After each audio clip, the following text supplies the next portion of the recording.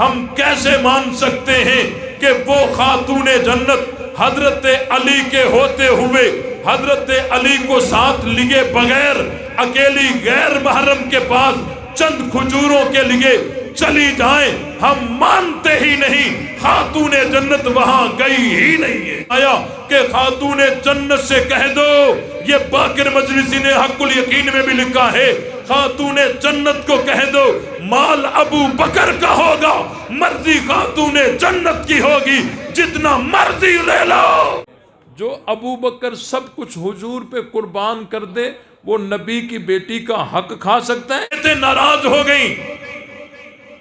ہمارا یہ دعویٰ ہے کہ خاتون جنت صدیق اکبر سے ناراض نہیں ہوئی۔ آئے کوئی جو شوق رکھتا ہو ہم سے بات کرے، ہم ثابت کریں گے کہ خاتون جنت ناراض نہیں ہوئی۔ تو امام محمد باقر رحمت اللہ علیہ فرماتے ہیں لا، انہوں نے ہمارے اوپر کوئی ظلم نہیں کیا، ما ظلمنا من حقنا مثقال حبۃ من خردل، فرماتے ہیں رائی کے برابر بھی ہمارے اوپر ظلم نہیں کیا گیا۔ ابو بکر عمر نے کوئی ظلم نہیں کیا۔ ایک طرف امام محمد باقر ہیں جو کہتے ہیں ابو بکر عمر نے کوئی ظلم نہیں کیا، دوسری طرف آج کی یہودی ذریت ہے جو کہتی ہے ابو بکر عمر نے ظلم کیا ہے۔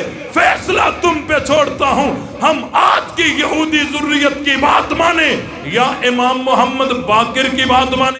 کا مطلب کیا ہے؟ خلیفہ کہتے ہیں نائب کو، جان نشین کو، اور بلا فصل کا مطلب یہ ہے کہ بغیر فاصلے کے۔ یہ ایسی حقیقت ہے کہ اس کا انکار منکر بھی نہیں کر سکتا۔ ہاں وہ یہ کہہ سکتا ہے کہ پہلے نمبر پر ان کو آنا نہیں چاہیے تھا، وہ یہ کہہ سکتا ہے کہ یہ فیصلہ صحیح نہیں ہوا، وہ یہ کہہ سکتا ہے کہ یہ زیادتی ہوئی، لیکن وہ یہ نہیں کہہ سکتا کہ حضرت ابو بکر پہلے نمبر پر آئے ہی نہیں ہیں، یہ نہیں کہہ سکتا۔ حضرت ابو بکر خلیفہ بلا فصل ہیں۔ یہ بات سمجھ آئی کہ نہیں آئی؟ حضرت ابو بکر صدیق رضی اللہ تعالی عنہ کی منقبت، فضائل، عظمت قرآن میں، احادیث میں، کتب تواریخ میں اگر اس عنوان کو لیا جائے تو ایک لمبی فہرست ہے۔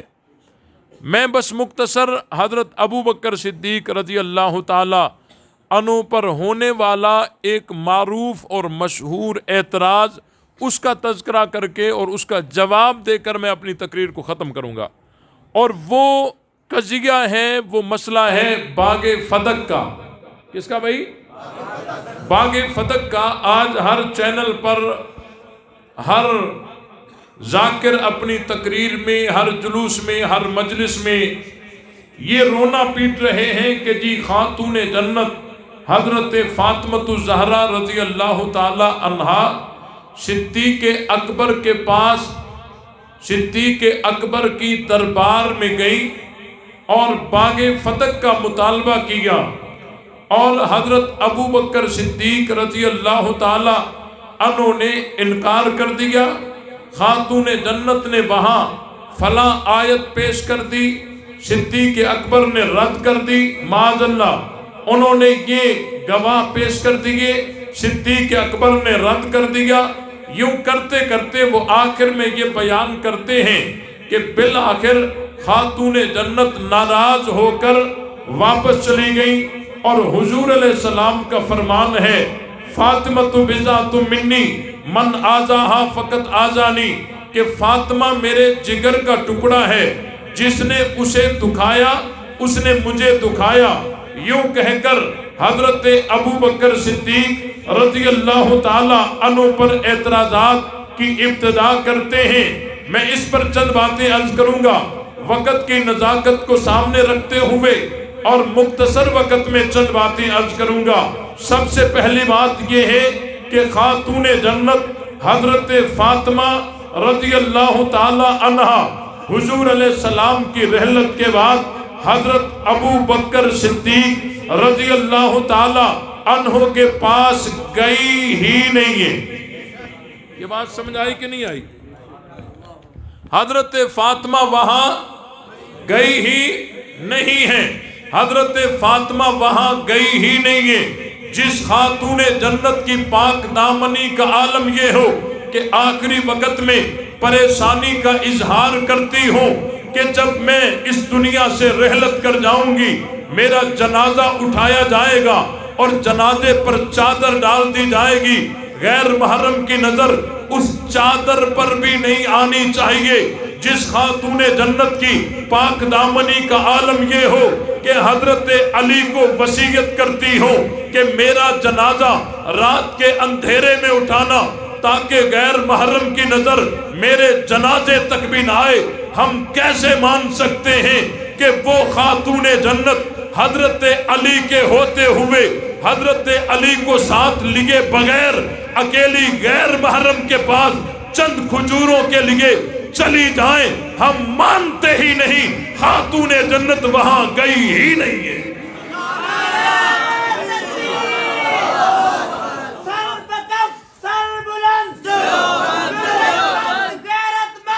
توجہ بھائی، وقت انتہائی مختصر ہے۔ حضرت فاطمہ وہاں گئی ہی، بولو بولو، وہاں گئی ہی نہیں ہیں۔ بخاری شریف کے اندر دو سیغے آتے ہیں، ایک سیغہ آتا ہے جاءت اور دوسرا آتا ہے ارسلت۔ جاءت کا مطلب یہ ہے کہ حضرت فاطمہ خود آئی ہیں، ارسلت کا مطلب یہ ہے کہ حضرت فاطمہ خود گئی نہیں بلکہ بندہ بھیجا ہے۔ اس کی ذرا تشریح سمجھیے۔ جہاں جاءت ہے یہ مجازن ہے اور جہاں ارسلت ہے یہ حقیقت ہے کہ جس طرح ہم کسی کی شکایت کرنے کے لیے کہیں تھانے چلے جاتے ہیں، کورٹ چلے جاتے ہیں، اس کی شکایت کرنے کے لیے نمبردار کے پاس خود نہیں جاتے، بندہ بھیج دیتے ہیں۔ آخر میں جب یہ بیان کرتے ہیں تو ہم کہتے ہیں کہ اس کے خلاف ہم تھانے میں بھی گئے ہیں، اس کے خلاف ہم کورٹ میں بھی گئے ہیں، اس کے خلاف ہم نمبردار کے پاس بھی گئے ہیں۔ جہاں خود گئے نہیں ہوتے، صرف بندہ بھیجا ہوتا ہے، اس کو بھی بیان یوں کرتے ہیں کہ اس کے خلاف ہم وہاں بھی گئے ہیں۔ گئے ہیں کا مطلب یہ ہوتا ہے کہ ہمارا مقدمہ وہاں پہنچا ہے، ہماری بات وہاں پہنچی ہے۔ تو جہاں بخاری شریف میں جاءت آیا ہے یہ مجازن ہے اور جہاں ارسلت آیا ہے یہ حقیقت ہے۔ خاتون جنت صدیق اکبر کے پاس گئی ہی نہیں ہے۔ یہ بات سمجھ آ گئی؟ گئی ہی، بات سمجھ آئی کہ نہیں آئی؟ باتیں اس عنوان پر بہت ساری شکیں ہیں، لیکن میں ایک اہم شک اور مختصر وقت میں بیان کرنا چاہتا ہوں، توجہ میری طرف رہے۔ حضرت فاطمہ گئی ہی نہیں ہے، بندہ بھیجا ہے، بندہ بھیجا ہے، اور حضرت ابو بکر صدیق نے اسے جو جواب دیا ہے وہ جواب یہ ہے کہ حضرت ابو بکر صدیق نے اس سے کہا کہ خاتون جنت کو بتا دو میں ابو بکر کو اپنی رشتہ داری سے زیادہ حضور کی رشتہ داری پیاری ہے، قربان صدیق کی محبت رسول پر اپنی رشتہ داری سے زیادہ حضور کی رشتہ داری پیاری ہے۔ آپ کو اپنے رشتہ دار پیارے، مجھے میرے رشتہ دار پیارے، لیکن ابو بکر صدیق کو اپنے رشتہ داروں سے زیادہ حضور کے رشتہ دار پیارے ہیں۔ آگے صدیق اکبر نے دوسرا جملہ ارشاد فرمایا کہ خاتون جنت سے کہہ دو، یہ باقر مجلسی نے حق الیقین میں بھی لکھا ہے، خاتون جنت کو کہہ دو مال ابو بکر کا ہوگا، مرضی خاتون جنت کی ہوگی، جتنا مرضی لے لو، جتنا مرضی لے لو۔ جو ابو بکر سب کچھ حضور پہ قربان کر دے وہ نبی کی بیٹی کا حق کھا سکتا ہے؟ جو مرضی لے لو۔ اور تیسرا جملہ صدیق اکبر کا یہ تھا کہ اس باغ فدق میں جو مال فے ہے، اس میں جس طرح حضور علیہ السلام عمل کرتے تھے، میں ابو بکر نبی کی مخالفت کروں یہ مجھ سے نہیں ہو سکتا، میں مجبور ہوں، جو عمل رسول کر کے گئے ہیں میں ابو بکر وہی کروں گا۔ اور حضور علیہ السلام کی حدیث ہے لا نورث ما ترکنا صدقۃ انبیاء اکرام کے وارث نہیں ہوتے، جو چھوڑتے ہیں وہ صدقہ ہوتا ہے۔ خاتون جنت یہ جواب سن کر مطمئن ہو گئی اور آخری وقت تک اس باغ فتق کے متعلق کوئی بات ہی نہیں کی۔ یہ بات سمجھ آئی؟ اب کہتے نہیں جی خاتون جنت ناراض ہو گئی، ہم کہتے نہیں ہو گئی، کہتے ناراض ہو گئی۔ ہمارا یہ دعویٰ ہے کہ خاتون جنت صدیق اکبر سے ناراض نہیں ہوئی۔ کہتے ہیں بخاری شریف میں 3 عبارتیں ہیں۔ پہلی عبارت غضبت فاطمہ، فاطمہ ناراض ہو گئی۔ دوسری عبارت حضرت ابا بکر، حضرت ابو بکر کو چھوڑ دیا۔ تیسری عبارت فلم تکلمہ حتی ماتت، آخری وقت تک حضرت فاطمہ نے صدیق سے بات نہیں کی۔ یہ تینوں عبارتیں بخاری شریف میں موجود ہیں۔ پتہ چلا کہ حضرت فاطمہ ناراض ہو گئیں۔ میں نے کہا یہ تینوں عبارتیں بخاری شریف میں موجود ہیں، پھر بھی ہمارا دعویٰ ہے کہ خاتون جنت ناراض نہیں ہوئی۔ آئے کوئی جو شوق رکھتا ہو ہم سے بات کرے، ہم ثابت کریں گے کہ خاتون جنت ناراض نہیں ہوئی۔ کہتے ہیں مولوی صاحب غضبت فاطمہ لکھا ہوا ہے۔ میں نے کہا بھلے لکھاؤ، بھلے لکھاؤ، پھر بھی ہم کہتے ہیں کہ خاتون جنت ناراض۔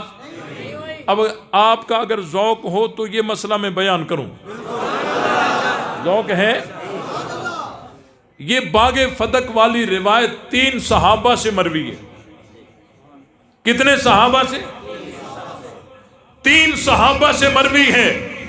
حضرت ابو ہریرہ رضی اللہ تعالیٰ عنہ، حضرت ابو طفیل رضی اللہ تعالیٰ عنہ اور حضرت عائشہ رضی اللہ تعالیٰ عنہا، 3 صحابہ سے مروی ہے۔ حضرت ابو ہریرہ کی روایت میں کہیں کوئی ناراضگی کا کوئی تذکرہ نہیں، کوئی ایسا جملہ، کوئی عبارت اس روایت میں نہیں ہے جو ناراضگی کی طرف اشارہ کرے۔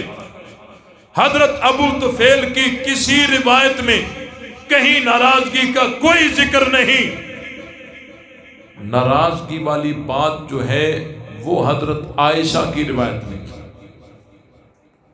اور حضرت عائشہ کی بھی روایت میں جس سند میں ابن شہاب زہری ہے، اور ابن شہاب زہری کبھی ناراضگی کا ذکر کرتا ہے، کبھی ناراضگی کا ذکر نہیں کرتا۔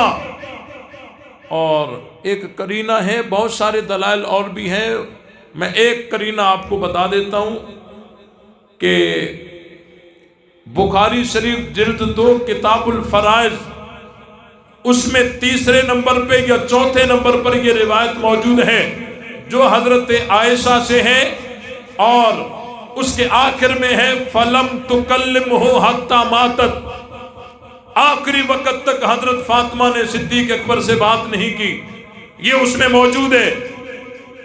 لیکن یہ روایت حضرت عائشہ سے ہے، اور فلم تکلمہ حتی ماتت یہ جو فقرہ ہے، اس فقرے سے پہلے بخاری شریف میں لکھا ہوا ہے قال فلم تکلمہ حتی ماتت۔ ہمارا سوال ہے کہ قال کا قائل کون ہے؟ مؤنث ہے مذکر ہے؟ بولو، قال کا قائل کون ہے؟ مذکر ہے، اور روایت حضرت عائشہ سے ہے۔ اگر حضرت عائشہ نے یہ فرمایا ہوتا تو یہاں قال نہ ہوتا بلکہ قالت ہوتا۔ پتہ چلا کہ یہ حضرت عائشہ نے بیان نہیں کیا، یہ راوی کا اپنا ظن ہے، گمان ہے، حضرت عائشہ نے بیان نہیں کیا، روایت کا حصہ نہیں، روایت کا حصہ راوی کا اپنا گمان ہے، ظن ہے۔ اس پر قرینہ یہ ہے کہ وہاں روایت حضرت عائشہ کی ہے، فلم تکلمہ حتی ماتت سے پہلے لکھا ہوا ہے قال فلم تکلمہ حتی ماتت، تو قال یہ کہنے والا تو مذکر ہے، اگر حضرت عائشہ نے یہ فرمایا ہوتا تو قالت ہوتا۔ پتہ چلا کہ یہ حضرت عائشہ نے بیان نہیں کیا۔ یہ ایک میں نے قرینہ عرض کر دیا۔ باقی بخاری شریف میں ان 3 عبارتوں سے بڑھ کر چوتھی عبارت کوئی پیش کر سکتا نہیں ہے۔ ان 3 عبارتوں میں سے جو سب سے زیادہ سخت اور مشکل عبارت ہے وہ یہ ہے غضبت فاطمہ، کہ فاطمہ ناراض ہو گئی۔ تھوڑا ذہن کو حاضر رکھیے کہ فاطمہ ناراض ہو گئی، یہ حضرت فاطمہ خود بتا رہی ہیں یا کوئی اور بتا رہا ہے؟ بولو، کوئی اور بتا رہا ہے؟ ناراضگی اندر کی بات ہے، حقیقی اور قطعی اور یقینی بات وہی بتا سکتا ہے جس کا اپنا مسئلہ ہو۔ دائیں بائیں والے جو بتائیں گے وہ اندازہ ہوگا، اندازہ کبھی صحیح بھی ہوتا ہے کبھی غلط بھی ہوتا ہے۔ بھئی یہاں اگر میرے ساتھ کوئی بیٹھا ہو اچانک یوں اٹھ کر چلا جائے، ہم کہیں گے حضرت ناراض ہو گئے۔ تھوڑی دیر کے بعد حضرت واپس آ گئے، نے کہا حضرت آپ ناراض ہو گئے تھے؟ نے کہا نہیں، مجھے تو تقاضا آیا تھا، میں تو وہاں چلا گیا تھا۔ پتہ چلا کہ ہم نے جو بات کہی وہ اندازہ لگایا، ان کے یکدم اٹھنے کو اور یکدم چلے جانے کو دیکھ کر ہم نے کہا کہ حضرت ناراض ہو گئے، لیکن واپس آ کر انہوں نے بتایا کہ میں ناراض نہیں ہوا۔ پتہ چلا کہ ناراضگی اندر کی بات ہے، دائیں بائیں والے جو بتائیں گے وہ یقینی اور قطعی بات نہیں ہوگی، وہ ہوگا اندازہ۔ قطعی بات، یقینی بات اس کی اپنی ہوگی، اور اندازہ اگر نبی لگائے اور درست نہ ہو، ایسا بھی ہوا ہے۔ یہ تو بخاری کا راوی ہے نا، اندازہ اگر نبی لگائے اور درست نہ ہو، ایسا بھی ہوا ہے۔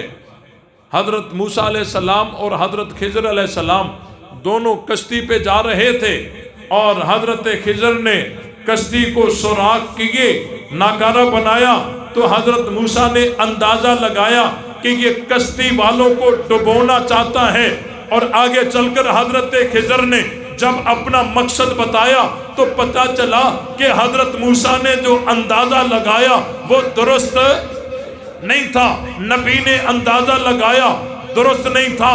آگے چلیے، حضرت موسیٰ علیہ السلام کوہ طور پہ چلے گئے، پیچھے قوم گمراہ ہو گئی، واپس آئے، گمراہ قوم ہو گئی، لڑ اپنے بھائی سے رہے ہیں۔ سوال پیدا ہوتا ہے، گمراہ قوم ہو گئی، لڑ بھائی سے کیوں رہے ہیں؟ حضرت موسیٰ نے اندازہ لگایا کہ میرے بھائی سے تبلیغ میں سستی ہو گئی، اسی وجہ سے قوم گمراہ ہو گئی، حالانکہ حضرت ہارون سے تبلیغ میں سستی کا کہیں ثبوت ملتا تو نبی نے اندازہ لگایا درست نہیں تھا۔ ایک روایت میں ہے نبی پاک صلی اللہ علیہ وسلم اپنی ازواج مطہرات سے کسی بات پہ ناراض ہو کر علیحدہ بالا خانہ میں بیٹھ کے جدائی اختیار کر لی۔ صحابہ اکرام اس جدائی کو دیکھ کر مسجد نبوی میں بیٹھ کر یہ روایت کر رہے ہیں، ایک دوسرے کو بیان کر رہے ہیں کہ حضور علیہ السلام نے اپنی بیویوں کو طلاق دے دی ہے۔ اتنے میں حضرت عمر آ گئے، حضرت عمر سے انہوں نے یہ بات کہی کہ حضور نے اپنی بیویوں کو طلاق دے دی ہے۔ حضرت عمر حضور علیہ السلام کے پاس چلے گئے، یا رسول اللہ کیا آپ نے اپنی بیویوں کو طلاق دے دی ہے؟ تو آپ علیہ السلام نے فرمایا نہیں، وہ تو میرے نکاح میں ہیں۔ پتہ چلا کہ وہ جو مسجد نبوی میں بیٹھ کر صحابہ ایک دوسرے کو بیان کر رہے ہیں، یہ ان کا اندازہ تھا جو کہ درست نہیں تھا۔ نبی اندازہ لگائے درست نہ ہو، ایسا بھی ہوا ہے، صحابی اندازہ لگائیں درست نہ ہو، ایسا بھی ہوا ہے۔ تو بخاری کے راوی نے اپنے شیخ، اپنے استاد سے لم تتکلم سن لیا کہ حضرت فاطمہ نے صدیق اکبر سے بات نہیں کی، تو اس لم تتکلم سننے کے بعد راوی نے اندازہ لگایا کہ ناراض ہو گئی اور اس کو بیان کر دیا غضبت فاطمہ۔ یہ راوی کا یہاں گمان ہے جو کہ درست نہیں ہے۔ کیوں درست نہیں ہے؟ کیونکہ عدم تکلم ایسا معلول ہے کہ جس کی علت فقط ناراضگی ہی ہو، یہ بات غلط ہے کہ بات نہ کرنا اور بھی بہت ساری علتوں سے ہو سکتا ہے۔ عدم ضرورت، مطمئن ہو جانا، بھائی جو بات نہیں کرتا تو یہ ضرور تھوڑی ہے کہ ناراض ہے تبھی بات نہیں کر رہا۔ ہاں بات نہ کرنا ایسا معلول ہے جس کی اور بھی بہت ساری علتیں ہیں۔ عدم ضرورت، کوئی ضرورت ہی نہیں ہے۔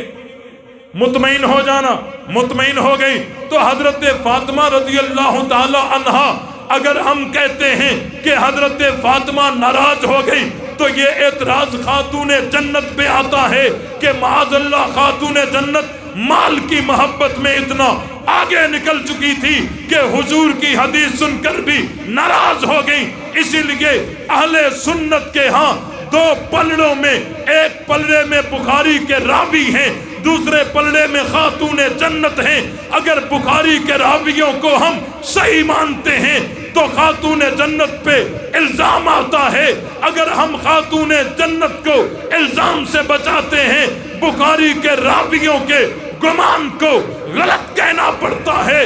تو اہل سنت کی حب اہل بیتی کو سلام کرتے ہیں، وہ خاتون جنت پہ الزام آنے نہیں دیتے، کہتے ہیں بخاری کے راوی کا گمان غلط ہے۔ اگر نبی اندازہ لگائے تو اس کا اندازہ غلط ہو جائے تو نبوت پہ فرق نہیں پڑتا، صحابی اندازہ لگائے غلط ہو جائے تو صحابیت پہ فرق نہیں پڑتا۔ اگر بخاری کا راوی اندازہ لگائے اور غلط ہو جائے تو بخاری کے راوی کی ثقافت پہ کوئی فرق۔ حضرت فاطمہ ناراض نہیں ہوئی، ناراض نہیں ہوئی۔ کیوں ناراض ہوں گی؟